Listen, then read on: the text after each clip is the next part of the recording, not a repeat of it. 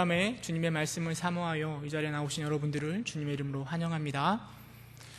우리가 신앙생활 할 때요, 우리가 어디에 초점을 많이 맞추고 신앙생활 하는가 하면 바로 믿음 생활하고 있는 나에게 초점이 많이 맞춰집니다. 어떻게 하면 보다 더 잘 믿을 수 있을까? 어떻게 하면 하나님을 더 잘 섬기고 하나님 앞에 더 헌신할까? 신앙생활하는 나에게 초점이 맞춰지는 게 사실입니다. 물론 하나님 앞에서 우리가 어떻게 신앙생활 하는가, 이것도 너무나 중요합니다. 그러나 그것보다 더 중요한 건 무엇인가 하면 내가 누굴 믿고 있는가, 내가 믿는 하나님은 어떤 하나님인가, 이것이 내가 어떻게 신앙생활하는 것보다 더 중요하다라는 사실입니다. 사람이요, 빙판길을, 아니 얼음판을 이렇게 걸어가는데요, 어떤 사람은 그 얼음판이 단단하게 얼어졌을 거라 마음으로 확신을 가지고 담대하게 휙 지나갑니다. 근데 어떤 사람은 그 얼음판을 지나갈 때 혹여나 깨지지는 않을까 살금살금 조마조마한 마음 가운데 그 빙판길을, 이 얼음판을 지나갑니다. 여러분, 두 사람 중에 어떤 사람이 물에 빠졌을까요? 조마조마하며 걸어간 사람이 물에 빠졌을까요? 아니면 담대하게 확 지나간 사람이 물에 빠졌을까요? 사람과는 상관이 없습니다. 중요한 건 무엇이 중요한가 하면 그 얼음판이 꽝꽝 얼어져 있는지 아니면 사람이 지나갈 때 깨지는 살 얼음판인지, 이게 중요하다라는 것이죠. 우리의 신앙생활도 마찬가지입니다. 우리가 담대하게 나아가든 조심조심 걸어가든 그게 중요한 것이 아니라 우리가 어떤 빙판길을, 어떤 하나님을, 어떤 신을 섬기고 있는가, 이것이 보다 더 중요하다라는 것입니다. 여러분들은 누굴 믿고 계십니까? 나의 구주로, 나의 창조주로 누굴 믿고 계십니까? 하나님 믿고 계셔서 이 자리에 나와 계시죠. 이게 얼마나 감사하고 다행인지 모르겠습니다. 우리가 믿고 있는 신이 저 부처도 아니고 알라신도 아니고 신천지의 이만희도 아니고 하나님 교회의 누구죠? 장길자도 아니고 전능하신 하나님, 전능하신 여호와 하나님이라는 사실에 늘 감사하시는 여러분 되시기를 주님의 이름으로 축원합니다. 우리가 이렇게 하나님을 믿는 게 중요한데요, 근데 우리가 믿고 있는 하나님이 어떤 분이신지에 대해서는 크게 관심을 갖지 않는 것 같습니다. 여러분들은 하나님을 잘 알고 계십니까? 하나님이 무엇을 좋아하시는지, 어떤 성격을 가지고 계시는지, 또 무엇을 싫어하시는지, 어느 때 화를 내고 계시는지, 어느 때 기뻐하시는지, 어떤 음식을 좋아하시는지, 어떤 색깔을 좋아하시는지, 여러분 하나님에 대해서 잘 알고 계십니까?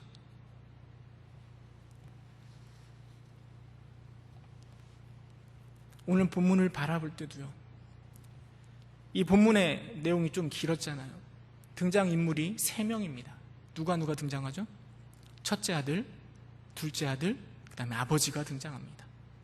이 3사람 중에 주인공이 누구일까요? 누가 주인공인 것 같습니까? 보통 많은 사람들은 돌아온 탕자에게 집중합니다. 돌아온 탕자에 집중하여서, 그래서 이 비유의 제목을 뭐라고 붙이는가 하면 탕자 비유라고 이야기하기도 하고 돌아온 탕자 비유라고 말하기도 합니다. 탕자에 집중하여서 이 말씀을 바라볼 때 이 말씀의 이 이야기의 하이라이트는 어딘가 하면 저 주염나무를 먹고 있다가 그 탕자가 마음을 바꾸어서 아버지께로 돌아가야지 결단하고, 그리고 그 아버지께로 돌아가는 그 장면이 바로 하이라이트라 생각해 볼 수 있습니다. 그런데 만약에 이 이야기의 주인공이 탕자라고 했을 때 좀 이해 안 되는 부분이 어떤 부분인가 하면 마지막 부분에 붙어있는 첫째 아들 이야기가 참 힘든 내용입니다. 그냥 그 첫째 아들 이야기하지 않아도 돌아온 탕자를 맞이하는 잔치를 벌여지는 그 사건만으로도 충분히 이야기를 끝낼 수 있는데, 왜 굳이 예수님은 거기 뒤에다가 첫째 아들, 그래서 잔치를 베푸는 그 둘째 아들을 못마땅해 하는 첫째 아들의 이야기를 넣었을까요? 저는 생각할 때 이 비유의 주인공은 둘째 탕자가 아니라 바로 아버지. 예수님은 이 아버지를 사람들에게 알려주고 싶고, 이 아버지를 중심으로 해서 하나님이 누구이신지를 우리에게 말씀하고 계시는 것입니다. 그래서 탕자에게 집중할 것이 아니라 오늘 이 말씀을 본문을 바라볼 때 아버지에게 집중하여서 예수님이 이 아버지의 모습을 통하여 우리에게 말씀하시고자 하시는 그 하나님의 모습이 어떤 모습인가 함께 생각해 보고자 합니다. 먼저는 우리가 이 아버지의 모습을 통하여서 볼 수 있는 하나님의 모습은 무엇인가 하면, 첫째로 말도 안 되는 요구를 수용하시는 아버지의 모습을 바라볼 수 있습니다. 여러분, 둘째 아들이 아버지에게 요구하는 것이 무엇인가 하면 자신의 재산을 달라고 요청하고 있습니다. 아들이 2명이고 둘째라고 한다면 아버지에게 받을 재산은 아버지 유산의 3분의 1 정도가 되었을 것입니다. 그런데 지금 둘째 아들이 아버지에게 그 재산을 달라고 요청합니다. 어떤 사람들은 그 둘째 아들이 아버지에게 그 재산을 달라고 하는 이유가 다른 것이 아니라 그 아버지의 돈을 미리 당겨 받아가지고 좀 잘 투자를 해가지고 외국에 가서 잘 투자를 해가지고 좀 일확천금을 얻어보려고 아버지에게 그 돈을 달라고 했을 것이다 라고 말하는 사람도 있습니다. 오늘날도 흔히 우리는 그런 모습을 보게 되는 것 같습니다. 자녀들이 무슨 사업을 할 때 부모님들에게 많은 도움을 받는 것이 사실입니다. 그러나 예수님 당시에 예수님이 이 비유를 말씀하셨을 때 청중들이요, 이 둘째 아들의 이야기를 듣고 그 반응이 결코 돈을 받아가지고 뭔가 좀 사업을 해보려고 하는 거구나 라고 생각하기보다는 사람들이 어떻게 반응하는가 하면 둘째 아들을 바라보면서 이 둘째 아들이 아버지가 너무 싫고 미워서 아버지가 죽기를 바라고 있구나 라고 생각할 상황이라는 것입니다. 그 당시에는 어떤 둘째 아들이, 어떤 기록, 어떤 사람들도 아버지에게 유산을 달라고 했던 적이 없습니다. 사람들은 이 이야기를 들으면서 둘째 아들이 얼마나 배은망덕하고 얼마나 쓰레기와 같은 인간인가 이렇게 상상하였을 것입니다. 뿐만 아니라 뒤의 내용들을 바라보면 그가 얼마나 부족한 사람인가, 죄인인가를 분명하게 보여주고 있습니다. 외국에 나아가서 사업을 하다가 말아먹었는데요. 그런데 사업을 하다 말아먹은 것이 아니라 성경은 뭐라고 얘기하는가 하면 허랑방탕하여 그 재산을 낭비하였다라고 이야기합니다. 둘째 아들이 외국에 나아가서 자신의 돈을 다 탕진하였습니다. 그리고 탕진하고 나서 그냥 그의 삶이 돈만 빼앗기는 것이 아니라 종교적으로도 크게 타락한 모습을 바라볼 수 있습니다. 그가 마지막에 무엇을 했는가 하면 돼지치는 일을 했습니다. 오늘날 돈이 없으면 우리가 생각할 때 돈이 없으면 돼지라도 치어서 쥐염염이라도 먹으면서 살아야지라고 생각할 수 있습니다. 그러나 그 유대인들에게 있어서 그것은 상상도 할 수 없는 일입니다. 왜냐하면 유대인들에게 있어서 돼지라는 것은 부정한 음식입니다.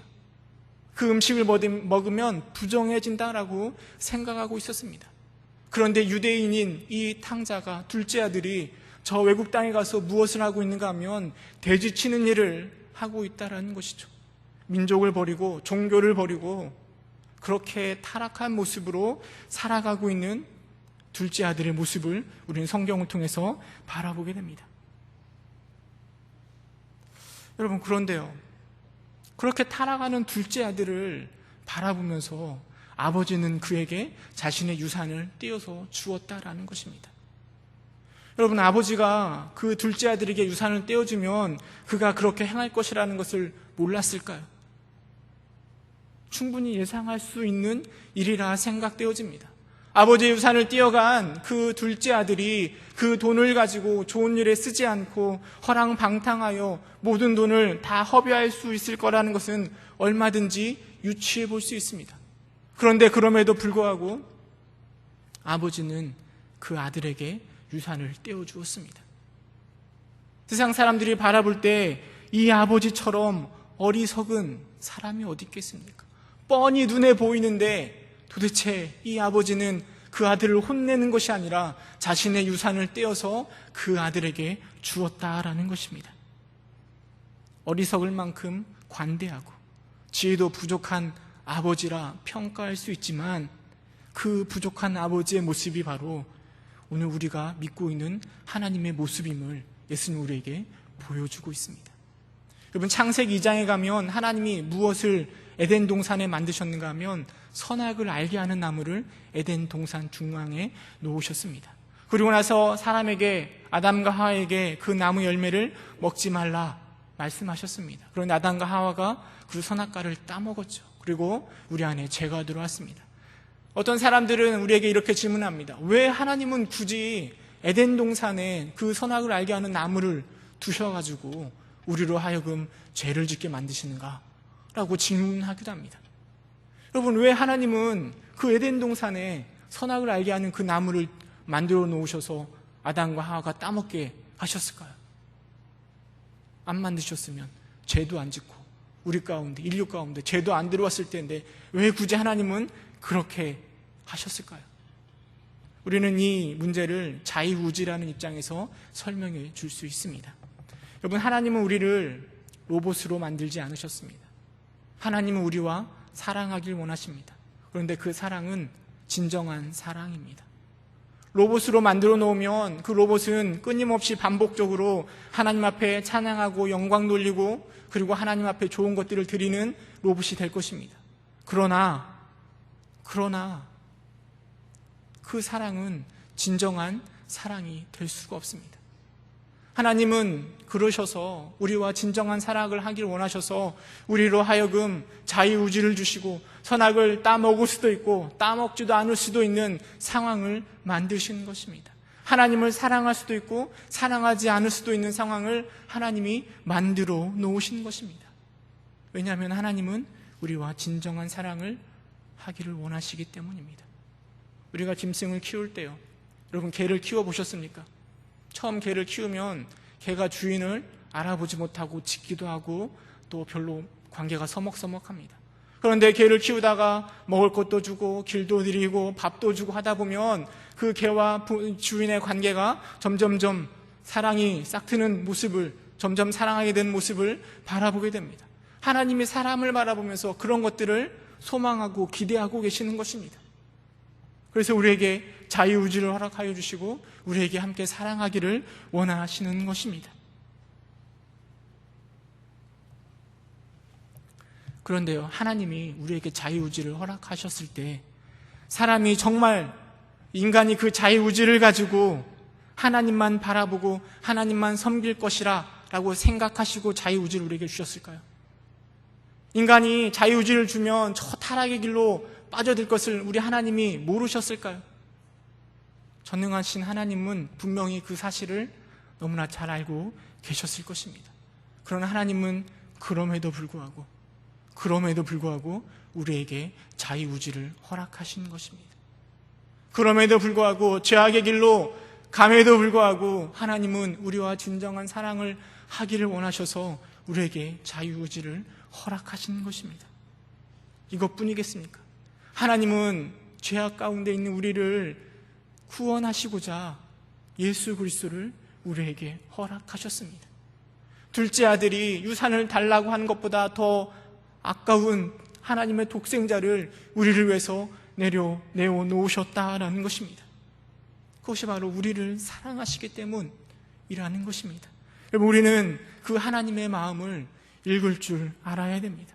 나에게 자유의지를 주시고 나에게 구원을 주셨다라고 할 때 나를 바라보면서 나를 높이는 것이 아니라 이런 것들을 허락하신 하나님의 마음을 읽을 줄 알아야 됩니다.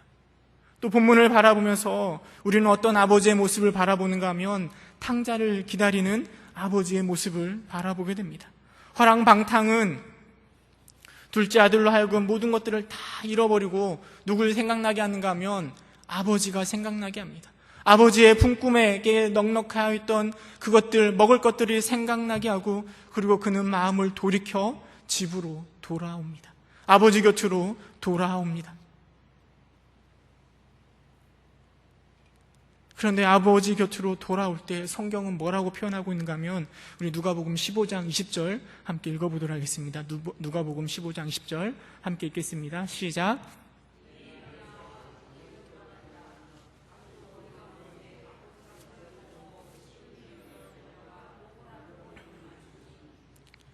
우리는 아들이 아버지를 돌아올 때 아버지에게로 돌아오기를 결단하는 아들에게 초점을 맞추는데요. 여러분, 그게 중요한 것이 아닙니다. 여러분, 아들은 어쩔 수 없어서 그 상황 가운데 그가 할 수 있는 것이 돌아갈 수밖에 없는 그것밖에 없어서 그렇게 결단한 거고요. 정말 중요한 건 돌아온 아들을 받아주시는 아버지의 모습이라는 것입니다. 우리가 읽은 본문에 보면 어떻게 기록하고 있는가 하면 아직도 거리가 먼데 아버지가 그를 보고 측은히 여겨 달려가 목을 안고 입을 맞추었다라고 이야기하고 있습니다. 아들이 아버지 집에 도착하려면 아직도 거리가 많이 남아있는데 아버지는 그 아들을 한눈에 알아본 것입니다. 어떻게 알아봤을까요? 그냥 우연히 딱 봤는데 아들이 눈에 띄었을까요? 만약에 우연히 눈에 띄려면 가까워져야 되는데 저 멀리 있을 때 아버지가 아들을 알아봤습니다. 다시 말해서 아버지는 아들이 돌아오기를 늘 기대하고 있었고 동구박 저 멀리 언제쯤이면 아들이 돌아올까 거기를 바라보고 있다가 그러다가 아들이 돌아오는 모습을 바라보고 거리가 멀음에도 불구하고 한눈에 알아보고 달려가서 그 아들을 맞이해 주는 것입니다. 뿐만 아니라 그 아버지가 어떻게 하는가 하면 버선발로 달려나가 목을 안고 입을 맞추고 있다라고 성경은 기록하고 있습니다. 당시에 그 사회적인 상황 가운데 아버지의 이런 모습은 흔치 않습니다. 체면을 생각하는 아버지가 그렇게 달려가서 목을 안고 다 큰 아들에게 입을 맞추는 건 쉽지 않은 일입니다. 그러나 그렇게 표현하고 있는 그것은 바로 아버지의 기쁨이 얼마나 큰가를 우리에게 보여주고 있는 것입니다. 여러분, 이 아들을 맞이하는 그 아버지의 모습이 바로 우리 하나님의 모습이라는 것입니다. 세상 가운데 자기 멋대로 살아가다가 갈 곳이 없어 아버지께로 돌아오는 그 사람들을, 죄악 가운데 자기 멋대로 살아가다가 다시 아들에게로 돌아오는 그 사람들을 우리 하나님이 이 아버지처럼 쫓아 달려나가 거리가 멀음에도 불구하고 쫓아 달려나가 맞이해주고 안아주고 입맞춰 주시는 것이 바로 우리 하나님의 모습입니다. 우리 예수님은 이 아버지의 비유를 통하여 우리 하나님이 얼마나 영혼을 사랑하시는가 분명하게 우리에게 보여주고 계시는 것입니다. 누가복음 15장 7절에 보면 이렇게 말하고 있습니다. 내가 너에게 이르노니 이와 같이 죄인 한 사람이 회개하면 하늘에서는 회개할 것이 없는 의인 99으로 말미암아 기뻐하는 것보다 더하리라. 이것이 바로 회개하여 돌아오는 그 영혼을 바라보는 아버지의 마음입니다. 이 마음을 예수님은 우리에게 보여주고 계십니다. 혹시 여러분들이 둘째 아들처럼 저 외국 땅에서 세상 속에서 방황하며 살고 계십니까? 저 세상 가운데 너무 지쳐있고 세상 속에서 하나님도 보이지 않은 채 허우적거리며 살고 계십니까? 돌아온 탕자를 기쁨으로 맞이해 주시는 그 아버지에게로, 하나님께로 돌아올 수 있기를 주님의 이름으로 축원합니다. 또 볼 수 있는 아버지의 모습은 무엇인가 하면 잔치를 베푸시는 아버지의 모습입니다. 돌아온 아들을 위해서 아버지는 잔치를 베풀고 있습니다. 인간적인 생각으로 참 이해하기 힘든 모습입니다. 3분의 1인 유산을 가져가다가 다 써버리고 돌아온 아들을 위하여서 잔치를 베푼다. 제가 아버지라면 한 반절쯤 이렇게 패고 그리고 나서 이렇게 했을 것 같은데요. 그런데 아버지는 좋은 옷을 입히고 좋은 손가락에 가락지를 끼우고 발에 신을 신기는 모습이 나와 있고, 그리고 그를 위하여 잔치를 베푸는 모습이 기록되어 있습니다. 돌아온 아들을 위하여서 아버지는 그의 모든 것들을 다시 회복시키는 것입니다. 24절, 누가복음 15장 24절에 보면 그 아들을 바라보는 아버지의 마음이 표현되어 있습니다. 우리 함께 읽어볼까요? 24절 함께 읽겠습니다. 시작.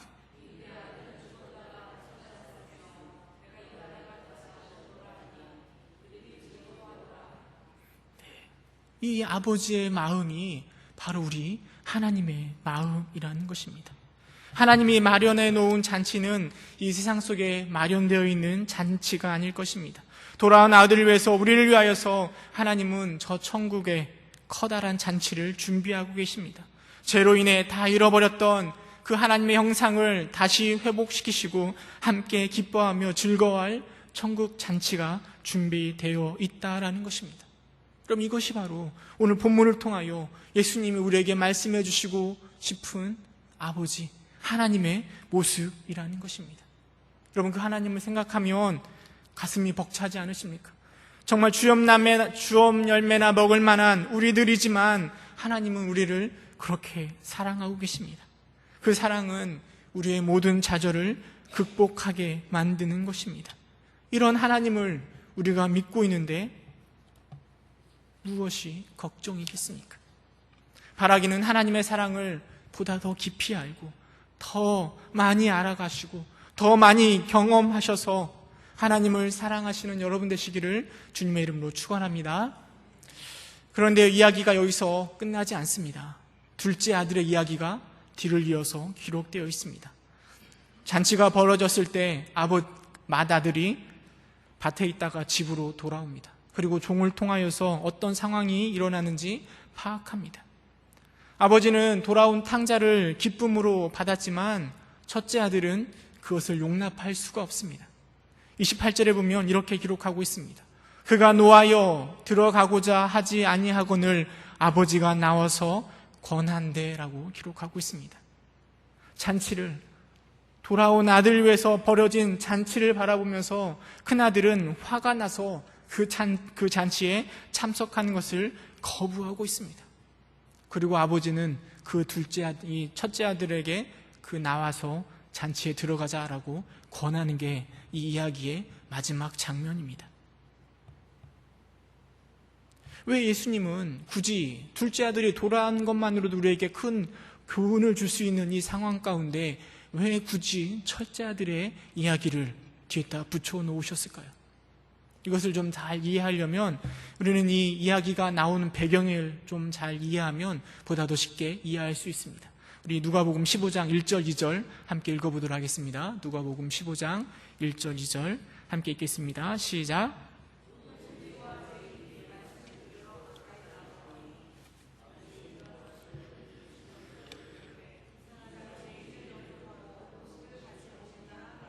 네, 이 상황 가운데 예수님이 이 비유를 말씀하고 계시는 것입니다. 모든 사람이, 모든 죄인과 세리들이 예수님께 말씀을 들으러 나오고 있습니다. 그런데 이것이 못마땅한 사람들이 있습니다. 누군가 하면 바로 바리새인과 서기관들입니다. 그들이 수군거립니다. 왜 도대체 예수님은 왜 저런 죄인들을, 저런 세리들을 받아주시고 그리고 그들과 더불어 식사를 하고 계시는가? 이게 못마땅합니다. 여러분, 세리와 죄인이라고 한다면 그들이 어떤 사람입니까? 세리라고 하면 로마의 앞잡이로서 나라를 팔아먹은 사람들, 민족의 배반자들 아닙니까? 죄인이라고 한다면 다른 곳에서는 몸을 파는 자로 쓰여지기도 하던데요. 이들은 둘째 아들처럼 아버지에게 유산을 빼앗아 허랑방탕한 사람들입니다. 어찌 보면 자신을 위해서 하나님을 버리고 신앙을 버린 자들입니다. 그런데 어떻게 이런 자들과 예수님이 식사를 하고 계시는가? 서기관들과 바리새인들은 이해할 수가 없습니다. 당시의 제도 가운데 함께 식사를 한다는 것은 그들과 같은 입장에 있는 사람들끼리만 식사를 하였습니다. 그들이 함께 식사할 수 있는 사람들은 자신과 같은 레벨, 자신의 이웃들과만 식사하였습니다. 그들이 죄인과 함께하면, 세리들과 함께하면 자신들 또한 그들처럼 부정해진다라고 생각했습니다. 그런데 예수님이 그들과 식사를 하고 있어서 바리새인과 서기관들이 뒤에서 수근수근거리고 있습니다. 그럴 때 예수님이 그들을 향하여 이 비유를 말씀하고 계십니다. 바리새인과 서기관들이 잘못 이해하고 있는 하나님의 모습을 그들에게 말해주고 있습니다. 둘째 아들은 누구를 가리키는가 하면 바로 돌아온 세리들과 죄인들을 가리킵니다. 첫째 아들은 누굴 가리키는가 하면 바로 바리새인과 서기관들의 모습을 말해주고 있는 것입니다.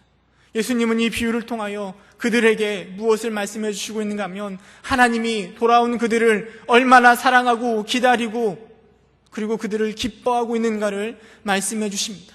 그리고 뿐만 아니라 이 첫째 아들의 모습을 통하여 너희 바리새인과 서기관들의 모습이 얼마나 잘못되었는지를 분명하게 보여주고 있는 것입니다. 집으로 돌아온 첫째 아들이 화를 내며 잔치에 들어가려고 하지 않자 아버지가 나와서 잔치에 참여하자고 권합니다. 그럴 때 아들이 무엇이라 이야기하는가 하면 29절에 이렇게 이야기합니다. 아버지께 대답하여 이르되 내가 여러 해 아버지를 섬겨 명을 어김이 없거늘 내게는 염소 새끼라도 주어 나와 내 벗으로 즐기게 하신 일이 없더니라고 이야기하고 있습니다. 큰아들이 뭐라 얘기하는가 하면 아버지의 명령을 어떻게 했다고요? 잘 지켰다라는 것입니다. 그런데 하나님은 나를 위하여서 아무것도 안 해주시다가 저 나쁜 못된 둘째 아들이 왔는데 그를 위해서 왜 잔치를 베풀고 있는가 항의하고 있는 것입니다. 인간적으로 바라보면 첫째 아들이 서운해할 수도 있을 것 같습니다. 그러나 첫째 아들이 그렇게 서운해하는 것은 아버지의 모습을 제대로 알지 못하기 때문입니다. 자신이 누리고 있는 것, 그것이 어디에서 나왔는지 첫째 아들은 잘 알지 못하고 있는 것입니다. 첫째 아들은 아버지와 더불어서 많은 것들을 누리고 있습니다. 아버지와 동행하면서 많은 것들을 먹고 있고 많은 것들을 자신의 것처럼 누리고 있습니다. 그런데 그것을 누리는 것은 첫째 아들이 아버지의 명을 잘 지켰기 때문에 누리는 것이 아닙니다. 첫째 아들이 그 많은 것을 아버지의 유산을 누릴 수 있는 건 그가 바로 아버지의 아들이기 때문입니다. 마찬가지로 둘째 아들도 마찬가지입니다. 물론 둘째 아들이 많은 나쁜 일을 하였죠. 혼이 날 만한 일을 많이 하였습니다. 그러나 그럼에도 불구하고 하나님 아버지 입장에서 보면 그 둘째 아들 역시 자신의 아들이고 그리고 그 둘째 아들 역시 사랑해야 될 대상이 된다라는 것입니다. 그래서 그 둘째 아들을 바라보며 기뻐하고 있는 것인데 그런데 첫째 아들은 그 아버지의 마음을 읽지 못하고 있는 것입니다. 오히려 둘째 아들과 비교하면서 아버지 뜻에 반기를 들고 있습니다. 그 잔치에 참여하는 것을 거부하고 있습니다. 말로는 아버지를 향하여 사랑하고 존경하고 하는 것처럼 보여지지만 그 첫째 아들의 행동은 물론 아버지의 명령에 어김없이 잘 지키고 있지만 아버지를 존경하지도 사랑하지도 않는 것처럼 보여집니다.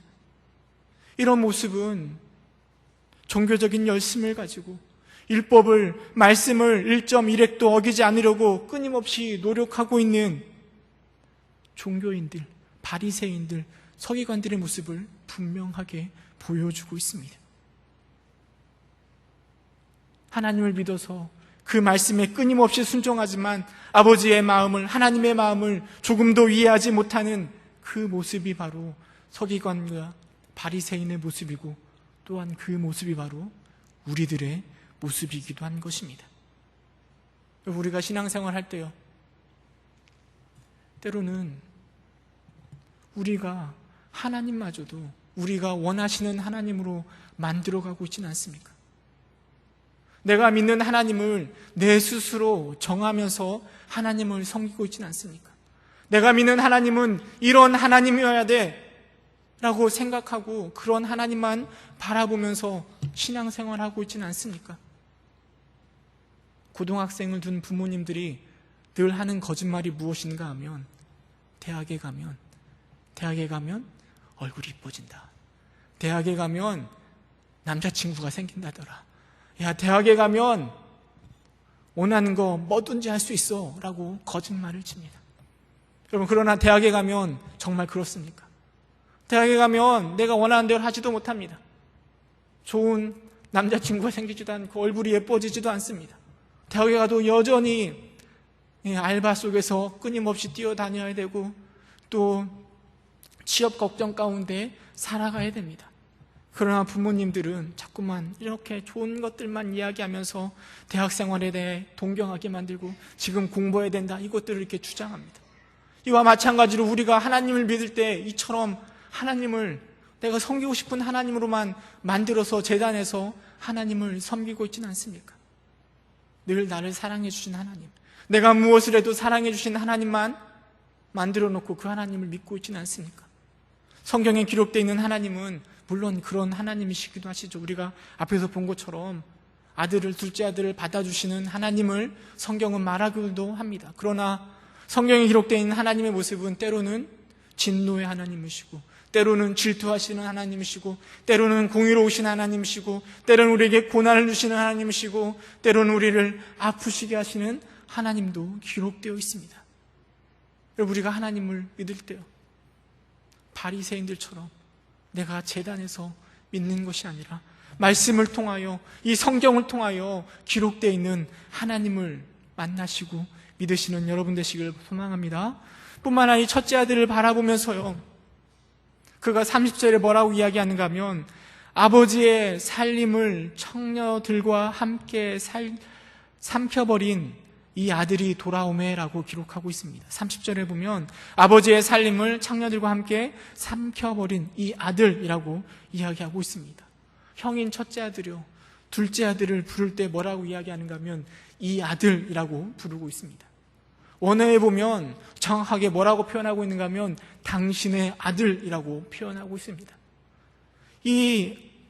자기의 동생을 부를 때요, 내 동생이라고 표현하지 않고 당신의 아들이라고 표현하고 있는 그 모습 속에서 이 첫째 아들은 이 둘째 아들을 자신의 형제로 받아들이지 못하는 모습을 우리는 볼 수 있는 것입니다. 물론 아버지는 그를 받아주셨고 잔치를 베푸시고 계시지만 큰아들은 동생을 자기 형제로 못 받아들이고 있는 것입니다.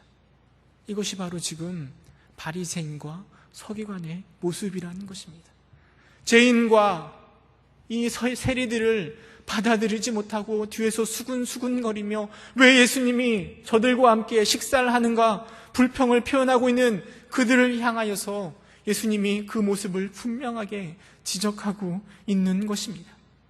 어쩌면 첫째 아들은 동생이 집으로 돌아왔을 때 마땅히 참회하고 후회하고 슬퍼하고 부끄러움 가운데 베옷을 입고 죄를 뿌리며 회개해야 한다고 생각하고 있었는데, 그런데 와서 보니까 둘째 아들이 무엇을 하고 있습니까?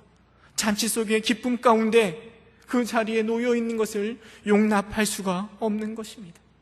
자신을 위해서는 아무것도 베풀어 준 것이 없는 것처럼 보여지는데, 그렇게 수고하고 그렇게 아버지를 위해서 일했음에도 불구하고 나에게 주어진 것은 아무것도 없어 보이는데, 둘째 아들과 비교하면서 왜 저 둘째 아들에게는 저렇게 많은 것들을 베풀고 있는가?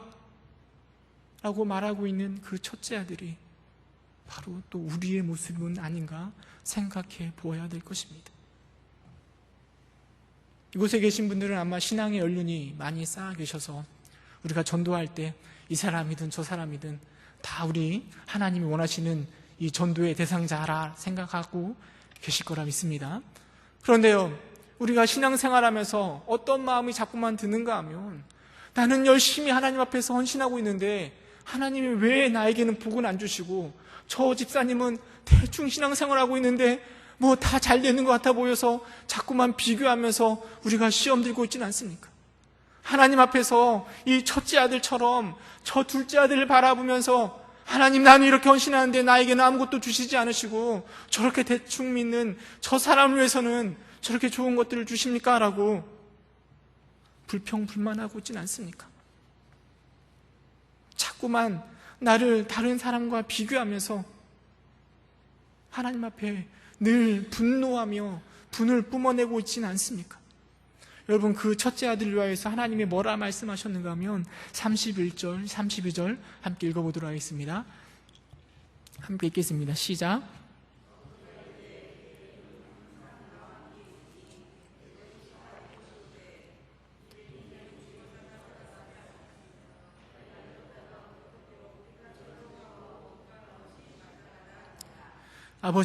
아버지가 첫째 아들에게 무엇이라 이야기하는가 하면, 나는 너와 항상 함께 있었다. 둘째 아들이 허랑방탕할 때도 아버지는 늘 첫째 아들과 함께 있었고, 그리고 함께 있음으로 누리는 모든 것들이 다 너의 것이다 라고 말해주고 있습니다. 여러분, 첫째 아들은 이미 많은 것들이 주어졌습니다. 그러나 주어진 것들을 바라보지 못하고 둘째 아들과 비교하면서 왜 저 아들 저렇게 대하시는가 원통하고 분내하고 있습니다. 어떤 노랫말에 보니까요, 이렇게 표현하더라고요. 비교는 바보들의 놀이라고 이야기하더라고요. 우리가 하나님 앞에서 하나님이 우리를 사랑하시고 또 우리뿐만 아니라 저 둘째 아들도 얼마나 사랑하시는가, 그것을 알지 못한 채 그냥 저 둘째 아들과 비교하면서 왜 하나님 나는 더 사랑하지 않으십니까? 라고 비교하고만 있진 않습니까? 그런 바보 같은 놀이를 우리가 오늘 또 행하고 있지는 않습니까? 그 노랫말에 보니까요, 행복의 열쇠가 무엇이라 라고 표현하고 있는가 하면 감사만이 행복의 열쇠라라고 말하고 있습니다. 비교는 바보들의 놀이이고 감사만이 행복의 열쇠라라고 말하고 있습니다. 여러분, 하나님 앞에서요, 우리가 신앙생활할 때 자꾸만 비교하면 우리는 점점점 우리의 신앙이 떨어질 수밖에 없습니다. 모든 상황 가운데 감사하며 하나님 앞에 나아갈 때 우리는 보다 더 하나님을 깊이 만날 수 있습니다. 그런데 감사하려고 할 때도요, 우리가 하나님을 알아야 감사할 수 있는 것 아니겠습니까? 하나님이 우리를 얼마나 사랑하시는지 아무것도 모르는데 우리가 어떻게 하나님 앞에 감사할 수 있겠습니까? 우리의 눈이요, 이제는 내가 어떻게 믿고 내가 얼마나 좋은 것을 가져야 되고 나의 유익이 무엇일까만 생각하는 것이 아니라 내가 믿는 그 하나님이 어떤 분이신가, 내가 섬기고 있는 저 하나님이 바라시는 것이 무엇인가, 하나님 중심으로 신앙생활 하시는 여러분 되시기를 주님의 이름으로 축원합니다. 그래야 해서요, 하나님이 웃는 자리에서 더 크게 웃고 하나님이 마음 아파하시는 자리에서 더 눈물로 기도하고 하나님이 일하시고자 하시는 자리에서 손발을 걷어붙이고 더 열심히 일하시는 주님의 자녀가 되시기를 주님의 이름으로 축원합니다.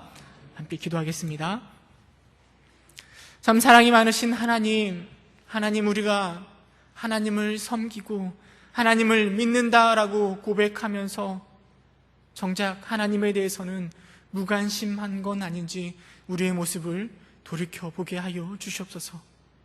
하나님이 어떤 분이신지, 하나님이 무엇을 좋아하시고 무엇을 기뻐하시는지, 영혼을 사랑하는 그 마음이 어떤 것인지 늘 헤아려 볼 수 있는 영안을 갖게 하여 주시고 하나님의 눈으로 바라보면서 신앙생활하는 우리들 될 수 있도록 주님 인도하여 주시옵소서. 저 첫째 아들처럼 그냥 하나님 앞에서 불평불만을 쏟아내는 것이 아니라 둘째 아들을 바라보며 함께 기뻐하며 즐거워하는 하나님의 사람 될 수 있도록 주님 인도하여 주시옵소서. 예수님의 이름으로 기도드립니다. 아멘. 교회 소식 전하도록 하겠습니다.